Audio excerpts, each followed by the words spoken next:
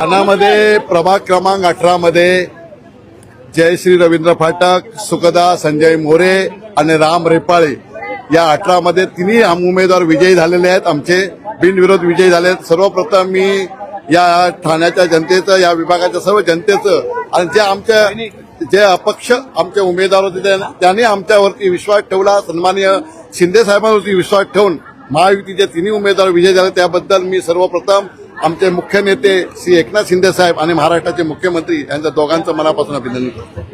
तर कशा प्रकारे जे आहे किती उमेदवार उभा होते आपल्या विरोधात आणि कशा प्रकारे त्यांनी माघार घेतली? मला वाटतं आमच्या 18 मध्ये टोटल 20 उमेदवार उभे होते अपक्ष आणि त्या अपक्ष पार्टीचे होते. तर सर्वांनी विचार केला की आमच्या माध्यमातून सन्माननीय शिंदे साहेबांच्या माध्यमातून या विभागामध्ये कामं होत आहेत.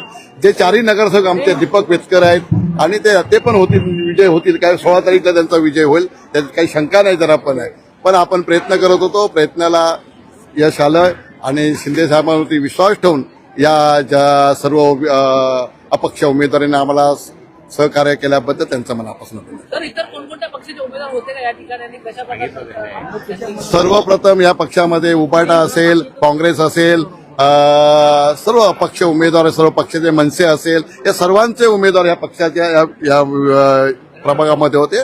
सर्वांनी आपापल्या माध्यमातून त्यांना वाटलं की बाबा या उमेदवाराच्या माध्यमातून शिंदे साहेबांच्या पाठी सर्व उमेदवाराच्या पाठी उभं राहायचं म्हणून त्यांनी सहकार्य केल्याबद्दल धन्यवाद. ओके, काही बिनविरोध निवडून आलेला आहे. जल्लोष एकीकडे साजरा होतोय, आनंद चेहऱ्यावर दिसतोय, काय सांगाल? खरोखर मी सगळ्या लोकांचे आभारी आहे. महायुतीचे जे उमेदवार मला दिलं तर आधी त्या मुख्यमंत्री आणि उपमुख्यमंत्री यांच्या सतेश मी आभारी आहे. आता कोण उमेदवार तुमच्यासोबत होते? कोणत्या पक्षाचे उमेदवार होते? उबाटा होते, काँग्रेस होते, परत मनसे होते. मला वाटतं सगळ्यांनी माघार घेतली, हे फक्त शिंदे साहेबांमुळेच घेतलंय.